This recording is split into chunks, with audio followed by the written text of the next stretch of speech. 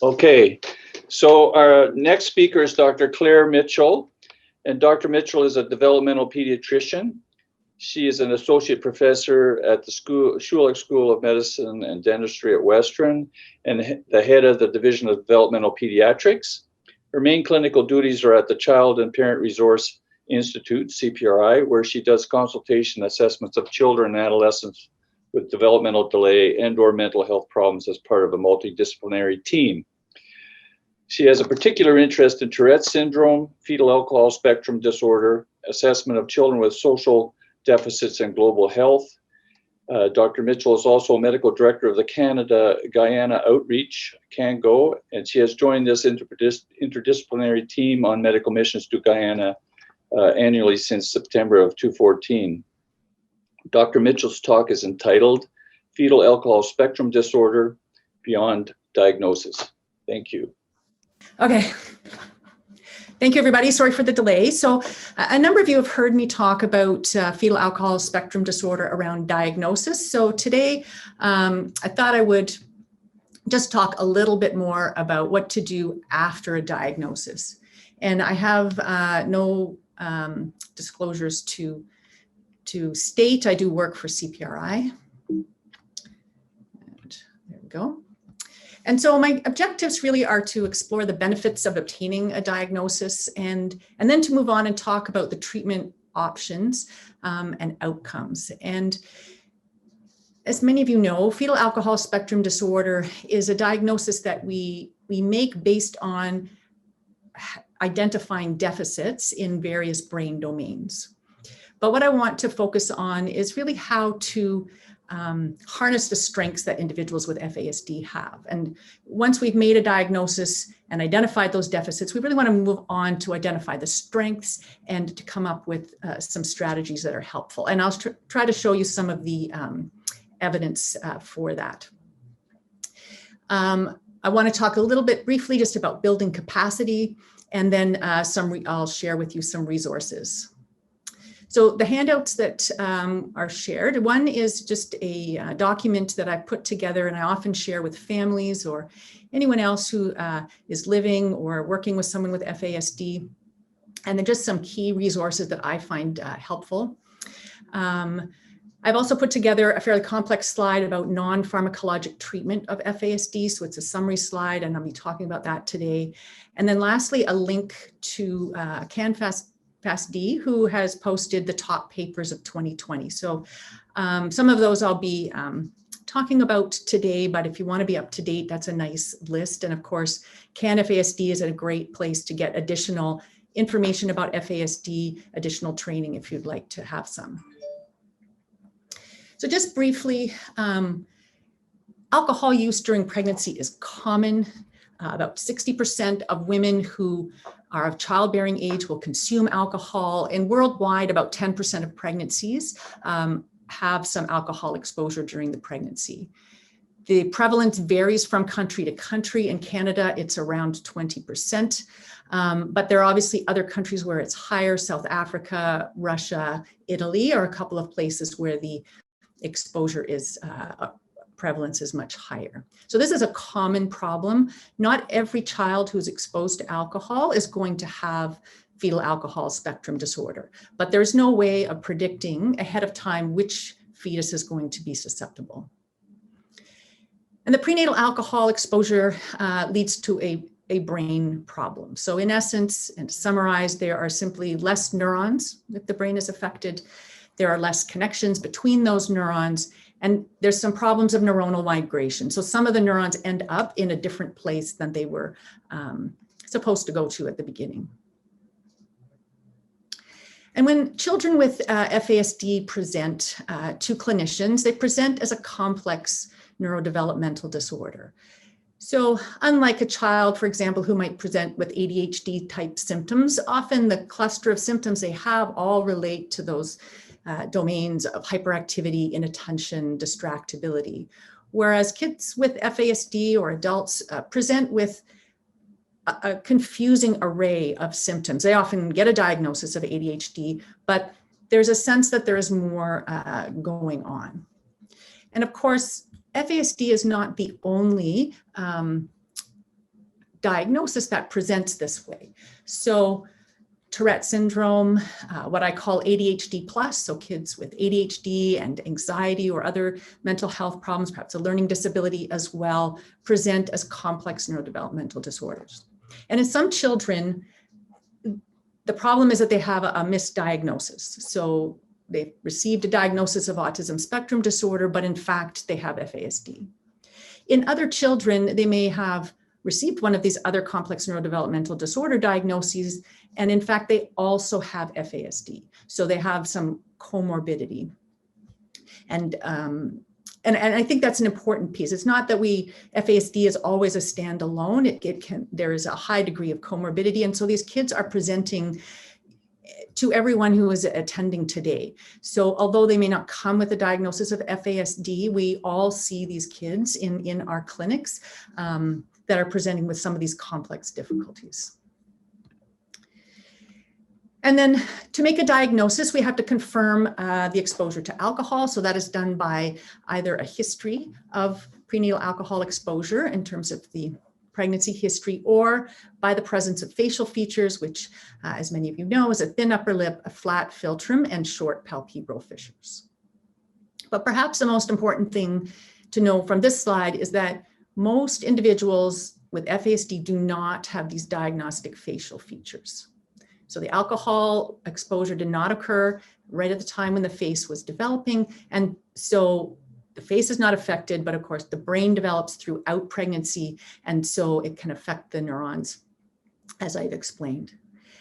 And FASD is quite common. So the estimate is that it affects about 4% of Canadians. So this is higher than intellectual disability. It is higher than autism spectrum disorder. It's higher than cerebral palsy. And it's estimated that about 1.5 million Canadians have FASD. So it's quite common. It's often underdiagnosed, and it's often hidden because individuals don't have those facial features, unlike, for example, a child with Down syndrome, where most people would recognize that they have Down syndrome, that they have a disability.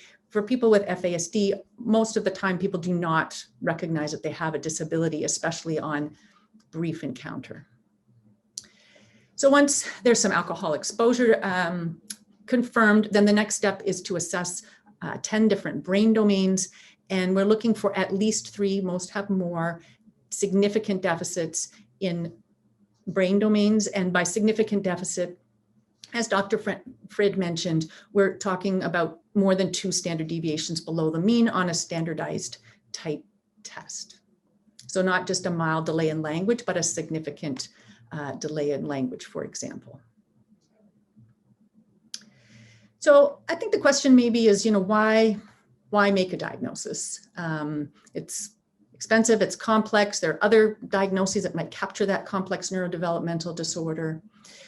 And I think, it's a good question to ask. It's certainly not, as one adolescent told me, you're just going to tell me what's wrong with my brain. It's not about sort of pointing people out and saying, you have this label.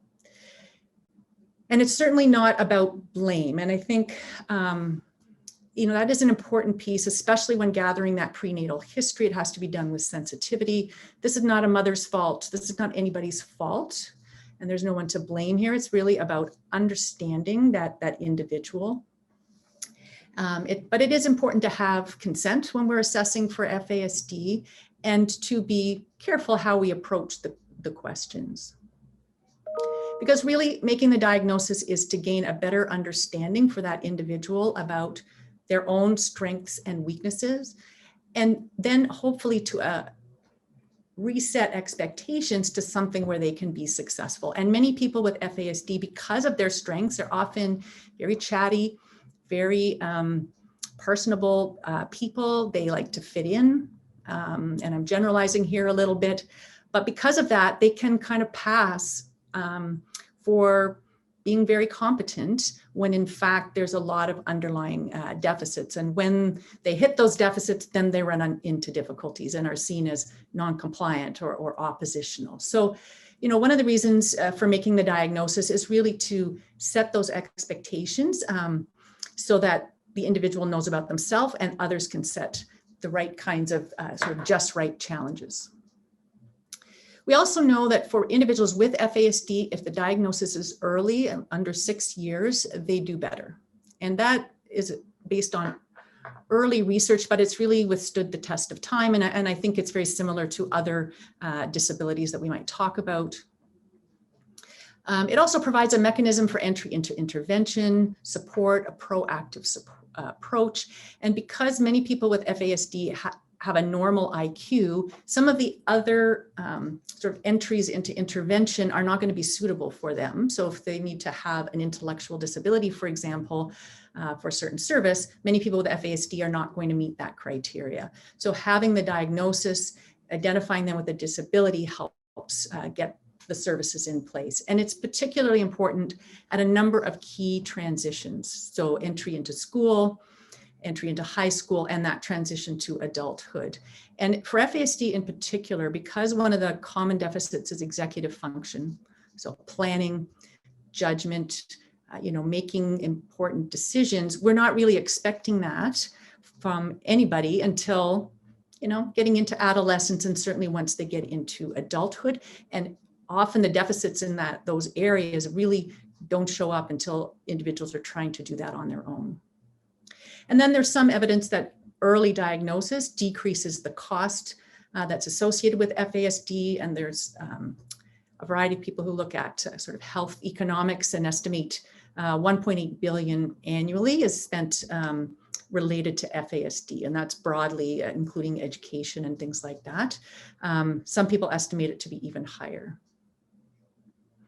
I think another reason to make a diagnosis is really to discuss that diagnosis with the child or youth and explore the strengths and weaknesses. They often, tell me they feel stupid, or other people think they're stupid, and really helping them understand that they are not, but it's a matter of where they can do well and where they need support. And also to set the expectation that over time, that perhaps the goal is interdependence rather than independence, including when they're as an adult.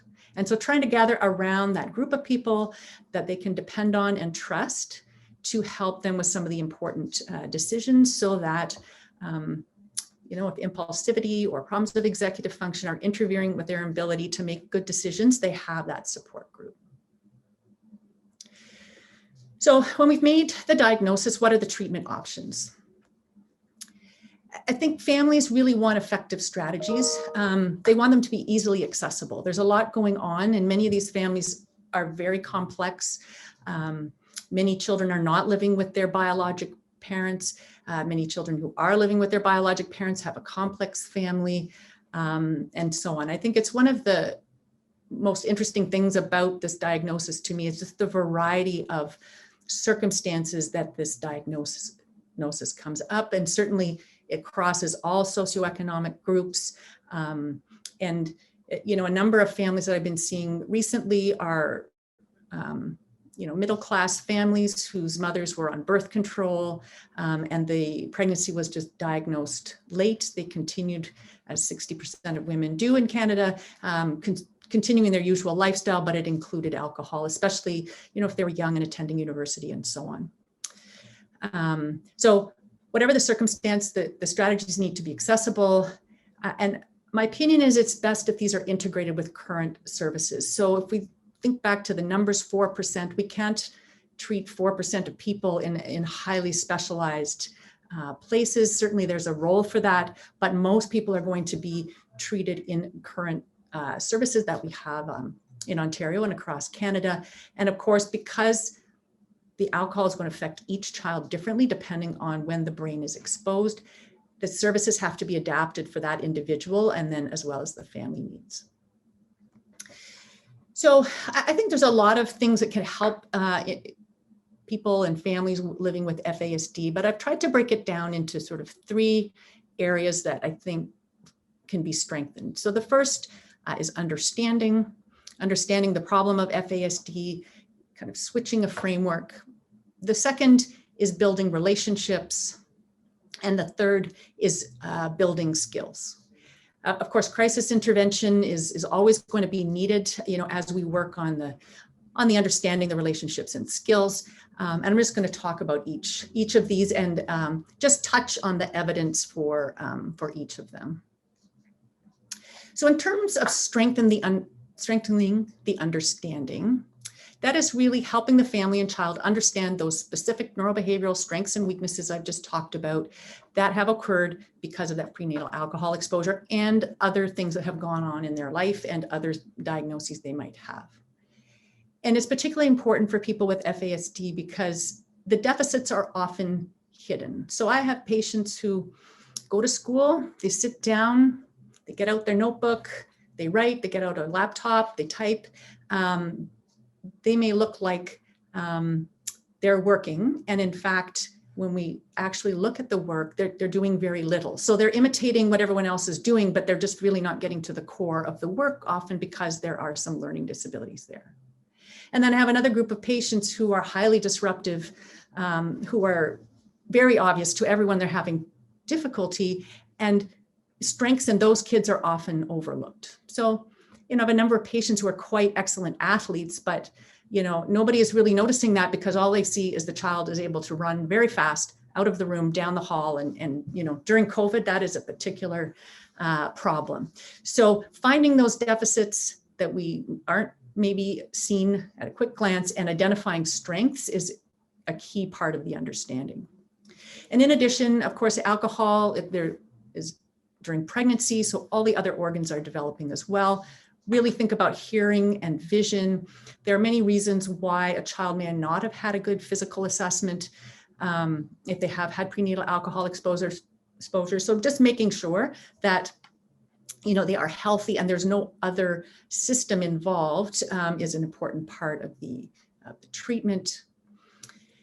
And of course, addressing any other factors that may have contributed. So children who are exposed to alcohol may have exposure to other drugs, maternal malnutrition, problems of attachment, neglect, transiency. And it's not, as I've mentioned, one or the other. It can be both. So the prenatal exposure to alcohol makes the child more vulnerable to the effects of maternal postpartum depression or paternal postpartum depression for that matter. So, look for those other factors as well. Now, in terms of the evidence for, what does that actually work? If you explain all this to people, do they actually do better? This article, which is one of those top papers in 2020, summarizes all of that very well. So if you want more information, certainly have a look at this, this article.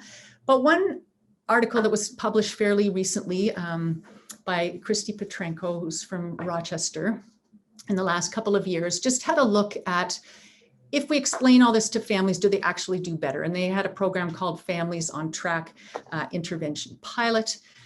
And the goals were to improve family adaptation and reduce the risk of adverse outcomes. The intervention was over 30 weeks in children aged 4 to 8. They had skills groups for the kids and parent in-home behavior consultation. And the frequency was twice a month.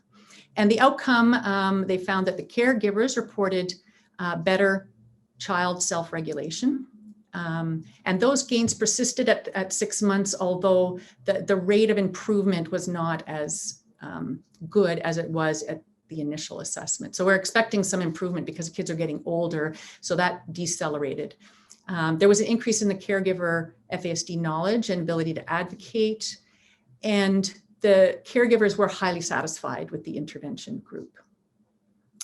When we think about this literature, all of the studies really are small studies. A lot of them are pilot studies and are going to need some repetition and bigger studies.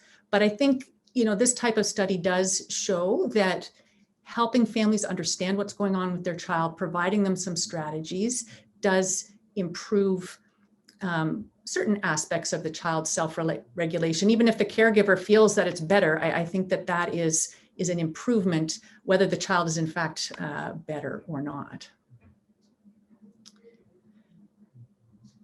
So the next area that is very important is building and strengthening relationships. And really that is the basis for the next step, which is skill building. But in individuals with FASD, this can be hard to do. And there's many reasons for that. So often there are disrupted family relationships. Children can be in multiple homes. They often have very dysregulated behavior. And so it's hard to develop a relationship. They can be very inconsistent. There's often a lot lack of continuity, and a lot of those things that we might use to, develop a relationship with someone often don't work very well in kids with FASD. But it's really an important piece. And I often see families where everyone, child, family, everyone is just simply, very angry. I go to school meetings, and really it seems like nobody at the school actually likes the child that we're talking about. So finding someone who can connect with that child is really a start, because we can't move on. It's not sufficient for treatment, but we can't really move on until we can engage the child. And that is very, very important in the long-term support of individuals with FASD. They need that trusted group of peers and adults who can help them with long-term decision-making.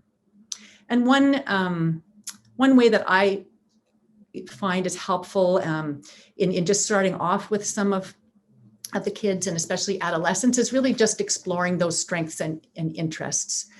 Because a lot of the time they're coming to us because of problems, like things that are not going well, areas where they can't do something. And so starting with, well, what can you do is a good way to start building that relationship. And of course, early on, that relationship is with a caring parent, and we look at attachment behaviors. And one comment I would make, and I've made this before in other presentations, is that when we look at early intervention services that are looking at attachment, many times the focus is on the adult. So what is the adult doing to respond to the child's cues and to be a nurturing parent? When a child has FASD, I think it's very important also to look at the child, because sometimes the child is giving a lot of miscues. The child might be very irritable. The child might be very inconsistent. And so it's very difficult for that parent to attach to that child.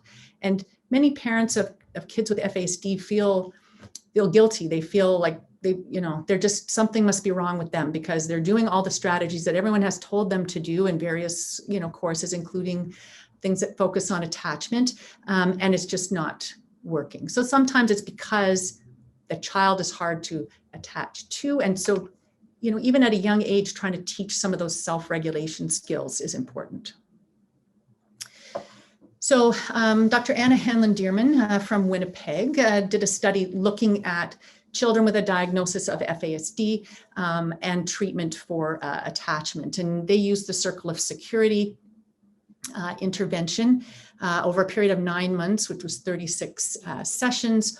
All of the children had FASD. And what they found was that there was a significant pre to post treatment improvement in attachment behaviors in 5 out of 8 of the children that were in the treatment group. And I think you can see here how small some of these studies are. But they did improve for in this group, obviously needs to be replicated. There was a reduction in the caregiver stress that persisted at 3 months, despite the fact that the child's behavior actually didn't change. And I'll just put a plug in here. Dr. Hanlon-Dearman is coming to London she's presenting in London, the same way I am, in October of this year at our FASD conference, so October 27th. So I think there are other studies looking at relationship building, but this is some small evidence that we can improve relationships, and in young children that would be in part dependent on attachment with our interventions, and especially when we take the FASD into account. One thing I would say in a number of the studies I looked at, and I didn't go back and compare with services that we have locally, but my sense is that they are a bit more intensive than what we have. So therefore, they're more frequent or for a longer duration than we typically have. although I may be wrong in some of our programs, but many programs are short term. So now I want to come to strengthening skills. And as I mentioned earlier, often non-compliance is really a manifestation of a skill deficit, or a skill deficit is interpreted as non-compliance. And so one of the treatments for FASD is really to modify the approach and set kids up for success. So if a child is not doing something, just reframing a little bit to think that the child maybe can't do that, as opposed to that they won't do that. You know, assume that there's some language difficulty and keep it simple and say what you do want, you know, rather than what you don't want. And being careful about words such as choice. So if someone is highly impulsive, if they have severe executive function deficits, I'm not sure that we can really say it's a choice, you know, when they jump in that puddle that you just said, don't jump in, or they rip up their homework and throw it in the garbage. I think that's a very impulsive thing, and they don't know why they did it. So reframing and just talking about what happened is perhaps better than talking about the bad choice that they made. Repeating instructions, don't ask why. And individuals with FASD, in part because of their inattention and executive function problems, are often very ready to move on. They live in the moment. And, you know, one strategy is just to move on with them and try not to dwell on the past. But there is growing evidence that teaching and practicing skills is helpful. So rather than trying harder, we're going to try differently. And I think, especially when working with schools or, you know, other people that really want the kids to do a particular behavior, I think one important piece to emphasize is that we're not trying to, you know, make it so the child has no expectations. We have the same goals. You know, we would like the kids to be able to go to school, sit in a chair, complete their work. But how we get there for an individual with FASD might be a bit different than other kids.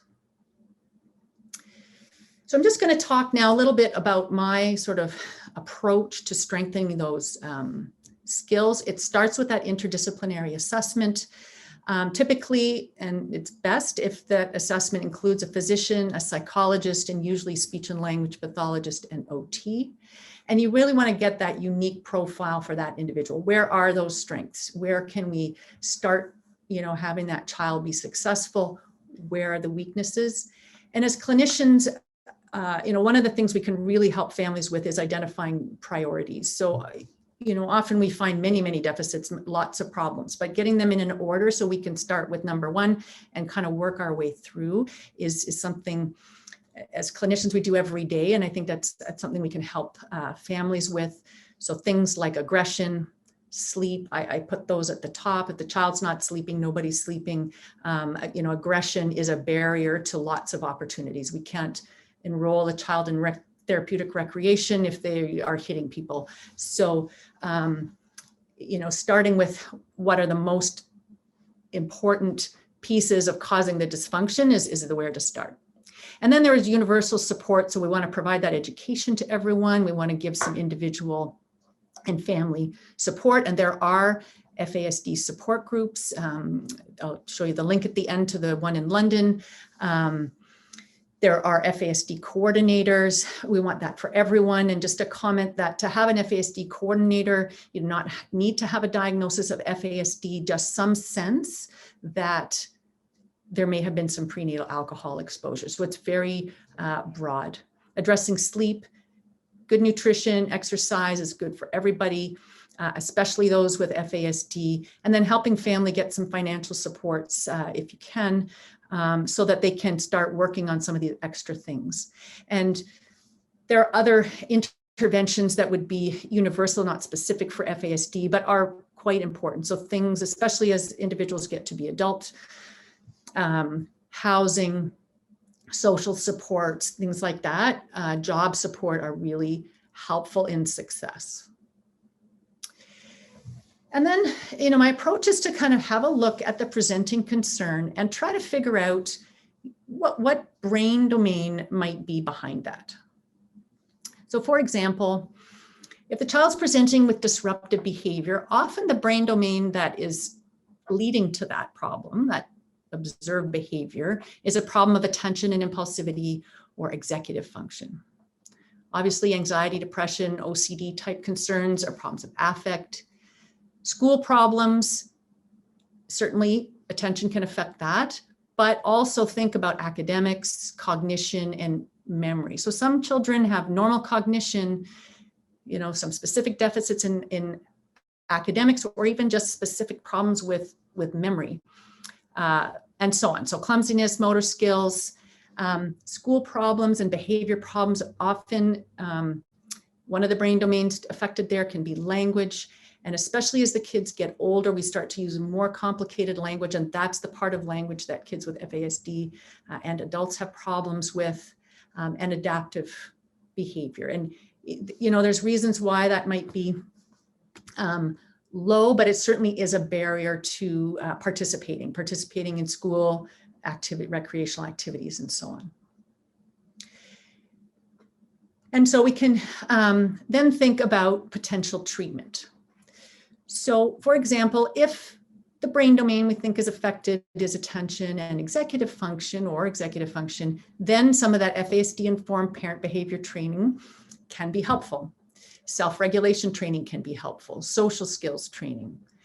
Adding in supervision can be helpful, so that if a child is going to do something impulsively, there is an adult or responsible peer there to hopefully intervene before they do something that is inappropriate. And attention is something that can be addressed with medication. Similarly, affect, so modified cognitive behavior therapy can help, and medication can help. So those are really the brain domains. Medication can help. The rest, we have to look at other strategies. Thinking about individual educational plans, tutors, repetition, direct skills teaching. So although the brain was affected prenatally, that doesn't mean that the brain is not going to grow and develop and that they cannot learn things. They just may take longer, more specific teaching, and perhaps teaching in a different way. And there are studies looking at that, many studies of math, specific math programs, for example. And the contents of those math programs are nothing earth-shattering. They just tend to be quite repetitious and start with the basics. And if a child, as many of you are probably aware, if they have a learning disability in the area of math in our schools, the kids just get to keep moving on, and they often have missed some of those basic concepts. And so on, we can move through the other brain domains as well. So I think the trick is really to try to gather the information from the individual, try to figure out which brain domain is affected, and then what are the treatments for that brain domain that we know are effective, and I've listed them here. And then, as I mentioned, prioritize. Which one are we going to start on first? And I think the difference is that in some of our programs, it doesn't really work that way. The kids come in, they get to start with program A, and you work through A, B, C, D. I'm not saying it's how that works everywhere, whereas in this, what I've described is a child might come in and need intervention D first, and then go back to A, depending on where their skill deficit is. So I hope I've explained that clearly. Just one article looking at whether this works or not. Couple of studies out of Toronto looked at trying to teach self-regulation, and they used the ALERT program. Now, the ALERT program is what our self-management program at CPRI is based on. So it's been around for quite some time. In this particular study, they had a 12-week study that was child-centered. So the parents weren't there, it was just teaching self-regulation to the children for 1.5 hours over 12 times 12. And what they found was that it did improve caregiver-reported emotional regulation and inhibition. They looked at the kids again, or they asked the parents again at 6 months, and the improvement was maintained. And then the other interesting thing they did was look at gray matter changes on MRI. Now this was 29 patients. So again, small. And what they compared are those who got the intervention to those who were on a delayed intervention list to typically developing controls. So on the left-hand side of your screen is the comparison between those who got the treatment compared to those who were waiting for treatment. And this very small, but they indicate significant yellow dot there is the difference between those who got the treatment and those who didn't. So there was a change in gray matter. And then on the right-hand side is compared to typical controls. So I think this is a very early study, but I think it's just some evidence that our behavioral strategies do result in not only observed changes, but some brain changes. And this just lists some of the other evidence for effective treatment. So I mentioned math skills, but it's also literacy, social skills called friendship training. There are other studies of self-regulation and studies trying to look at executive function. There are a number of people looking at video games to help with executive function. Unfortunately, I have not come across anyone who can tell me which video game is going to work, because they are all individually created, not for retail games. But I would hope that down in the future, these are the types of things that we can recommend, especially as many of my patients, as I'm sure yours do, really like the video games. So this is what I've left you with. This summarizes what I have just said around the non-pharmacologic treatment. So I'm going to just end with talking about pharmacologic treatment. And there really is a lot less evidence around medication treatment. And I think in the past, it was thought that medication did not work in FASD. I think medication can work, but if you think back to those brain domains, from my perspective, really the only domains it's going to be helpful with are the affect, a bit of executive function, we could probably discuss that, and attention and focus. But what Dr. Mansfield-Mila has done is put together an algorithm, which he's really trying to get some feedback on. So just based on his experience, expert opinion, a bit of work in the literature, this is how he has put it together. And this algorithm is available on the CAN-FASD website. They recently published it in the Journal of Population Therapeutics and Clinical Pharmacology. And similarly to what I did with the non-pharmacologic treatment, he's really broken it down into some symptom clusters. And so the first is hyperarousal. These are kids who are hypervigilant, aggressive, irritable, anxious, tense. From an observer, I might see these kids though as someone who's kind of on the go and running, but in the history, there's this history of hypervigilance, anxiety, and irritability. There are others who have problems of emotional regulation with wide mood swings, more problems of anxiety, clear anxiety and depressive symptoms. What he calls a hyperactive neurocognitive group, who are restless, impulsive, inattentive, kind of more the classic ADHD type symptoms. And then the last group of a cognitive inflexibility. So problems of perspective taking, frustration tolerance, difficulty with abstract thinking. And this is his medication recommendations and the group for treatment with medication. So medication can help, but it's not going to help with everything because all of those other brain domains need different treatment. But for those who are experiencing hyperarousal, what he's recommending is using an alpha agonist as a first line, and then considering SSRIs as a second line. For those with more clear anxiety, again, a different drug rather than the SSRIs that we might typically choose. So more mood stabilizers like valproic acid and lamotrigine first, and if those aren't effective, then move on to the SSRI.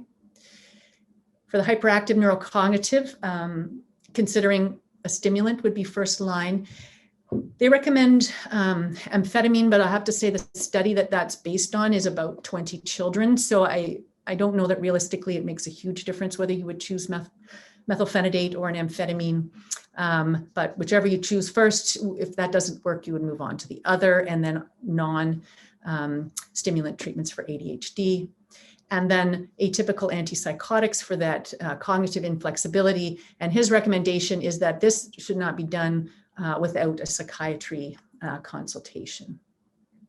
And I would say just broadly, often kids with the kinds of disruptive behaviors that individuals with FASD present with often get risperidone.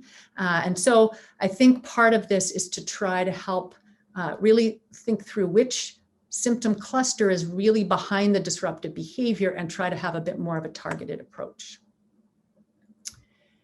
There are some studies looking at specific therapy to try to redress the effect of the alcohol. I think the bottom line of all of these is that more study is needed. Minocycline is an interesting drug that does affect brain development, or the regulation of brain development and neuronal connectivity and so on. But we're not at a stage where we should be trying to prescribe it for everyone. I mentioned sleep. There are a number of investigators looking at sleep. I think that is certainly very important. Should be asked about in every individual with FASD, and thinking about obstructive sleep apnea and restless leg syndrome is important. And melatonin can often be helpful in those who have circadian rhythm disorders as part of their FASD. So lastly, how do we build capacity? Well, I think today is a good start. I think everyone needs to be what we would term FASD informed. These are individuals that are going to come to most clinicians, and trying to incorporate some of the ideas that I hope I've suggested to you today is an important part about building the capacity. The government in Ontario is working to increase capacity through diagnostic clinics, the coordinators, information for families and support groups. And that's very important. But really, FASD strategies need to be built into all programs that they might encounter. And I think we need to address stigma. As I mentioned, it's not about blaming people. We need to not be afraid to think about FASD and to identify it and work with families in a positive way. So I hope I've let you know that it's common and complex. We all encounter people with FASD. Effective treatment is available. There are early interventions that lead to a good outcome. And by identifying those symptom clusters, we can get domain-specific and targeted non-pharmacologic and pharmacologic treatment.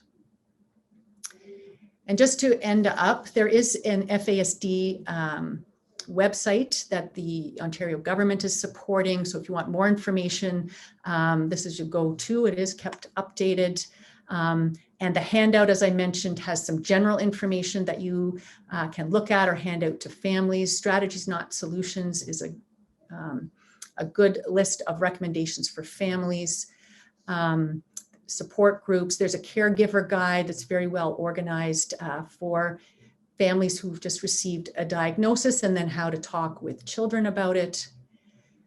There's a good website out of BC that has an all about me. I think that would work for any disability, but in particular for kids with FASD because it's fairly complex. And it's an electronic workbook that you work through and really identify strengths, weaknesses, needs, and key information. And then the Living with FASD is quite good for older adolescents or adults. That's a sort of now what. And with that, I'm coming to an end. So thank you very much. And I think I have left 10 minutes for questions. So I will exit my screen, I think. Thank you, Claire. As always, that was fantastic. I mean, really nice and concise and really well presented. I don't want to say well done because that sounds a bit denigrating, but that was fantastic. So we have plenty of time for questions for Dr. Mitchell. if you want to use the raise hands. And just again, if people can just identify themselves just so people know who they are. Dr. Goldberg had his hand raised and then lowered it. So, I think, Claire, what I was just thinking as you're talking that we are, when you talk about building capacity, I think we are really fortunate in London to have somebody with your expertise and willingness and passion for this. And I think that at CPRI, we're also very lucky to have somebody who's so invested in the fetal alcohol spectrum disorder community. Where in this part of the province would you recommend people go to get assessments about FASD? So if you go to the Ontario website and you can just plug in your, I think, postal code, and that will tell you where the closest diagnostic clinic is. In Ontario, we're really in the early stages of having that well organized. So some of the places, and they have actually just received funding for this fiscal year. So some of the places that have received funding for FASD assessments are not fully organized. However, if you live in Thunder Bay, they have been well organized. And if you go to the website, if you live in Thunder Bay, it will tell you how to connect with that and make a referral to that diagnostic clinic. So in London, it is a little bit more complicated, but there is funding at this point. SOHAC is leading that, so you can make a referral there. I will say that it's still in the early stages of being organized, so that sort of care path is not well defined, but that's what's available in London. Having said that, this is a very, very common problem, and with even in the West, where they have many more diagnostic clinics, they don't have the capacity to see every child who could potentially have a diagnosis of FASD. So I think not unlike ASD or autism, there are some kids who might, come to CPRI, have that multidisciplinary assessment and be able to get a diagnosis at CPRI because we have that assessment and we have some expertise there, even though it is not the designated diagnostic center. It could happen at the Thames Valley Children's Center if the assessments are there. Then they could be put together by a physician or psychologist to make the diagnosis. So I think there are going to be diagnostic clinics. You can find those on the website, but we all have to be involved in making these diagnoses. Thank you, Claire. So Andrew Drury had raised his hand, but before that, Julie Capitelli, who apparently does not have access to a microphone, had asked so she wanted to know, Claire, if you've noticed if clients with fetal alcohol spectrum disorder, often what the comorbidity rate is with auditory processing problems, and would you recommend assessments around auditory processing problems for people with potential fetal alcohol spectrum disorder or with fetal alcohol spectrum disorder? So it's not part of the diagnostic criteria, but certainly auditory processing problems are common in this group. So if there are things to suggest that might be a problem, so as we would do with other children, so typically hearing is normal, but they are having problem responding to sound, especially in classrooms and so on, the auditory processing assessment can be very helpful. And certainly there are many excellent suggestions that are provided by the audiologists for children who have deficits and at home, but in particularly in school, and the interventions can be very helpful. I think the only caution I would have is that sometimes everybody gets very focused on the auditory processing and kind of forgets about the other areas where there's difficulty. So absolutely assess it. If you think there's a difficulty there, put the treatment in place. Just don't expect that to sort of fix the problem where, there's no solution here. There's lots of strategies. It's a chronic condition. We don't have a cure. It's about finding those strategies that are helpful. All right. So Andrew Drury, if you can unmute yourself, you can go ahead. Hello. I'm a psychiatrist with the Intellectual Disabilities team in Kingston. So my question was that you said that often the facial features aren't present, and then you said that it's often misdiagnosed, I think, and then I think you said that there's often overlap between various other disorders, and it's also comorbid with a lot of these disorders. So especially if we don't know the prenatal alcohol history, how do we confidently make the diagnosis, and are there any screening and or diagnostic tools that can be used? So there is a neurobehavioral screening tool for FASD. If you just type that into Google, it'll pop up for you. I think that the prenatal alcohol exposure confirmation, though, has to be there to make a diagnosis of FASD. So we do that in two ways, either by that history, and that doesn't have to come from a mother. It can come from someone else who just knows about the pregnancy, who is a reliable source of information.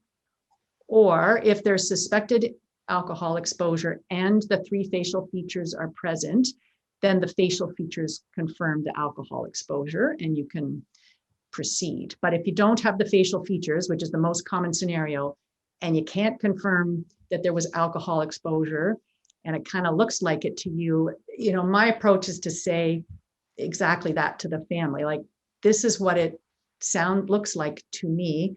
And I, call it a complex neurodevelopmental disorder and kind of proceed with the treatment plan.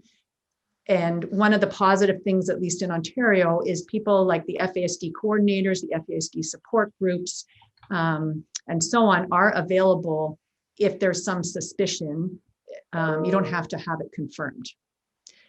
So I think the tricky part, though, is just if you're trying to look at support services, especially as you move into adulthood, what I've just described, it can be tricky to really identify what the disability is without, that umbrella of FASD. But we just do what we can. And of course, if there is no history of alcohol exposure, and then we just have to treat it like one of the other diagnoses. But I do see kids with complex neurodevelopmental disorders that we don't have a history of alcohol, and we just can't go down that path. Okay, thanks. So Carla Lafayette from Thames Valley Children's Center had a question. Claire, how would you approach a child or family who has a child with a confirmed history of alcohol exposure and a cognitive and behavioral profile that is very consistent with FASD, but they've been given a diagnosis of autism spectrum disorder and they don't want to, quote unquote, lose that diagnosis because of the funding attached to it? Yeah, so I think this is only a problem because of the sort of very special sort of category that autism falls into in Ontario. And I think that the sooner we move to a true, needs-based approach. So in other words, it doesn't matter what diagnosis you have, what your needs are determines what services you get, the better off we'll be. But at this point, if you have a diagnosis of autism spectrum disorder, it does facilitate certain amounts of money and treatment that are not available to people with equally disabling, in my opinion, disabilities. Autism can affect people quite severely. So what do I do when they have a diagnosis of autism? What I do is simply make no comment about the autism. I just assess for FASD. And, there is a lot of comorbidity. So it is possible to have FASD and ASD. I think when I'm talking with families, I really try to myself distinguish what I really think is going on. Because if they have autism, they're going to have a lot of social skill deficits, problems of social communication, and so on. And that's really where the focus needs to be in terms of treatment. I'm not sure how having an FASD diagnosis on top of that is going to help. On the other hand, some kids have a diagnosis of autism, and I basically don't argue about whether that's true or not, but really they have a very classic profile of FASD. And in kids with FASD, they have social problems, but they're very social.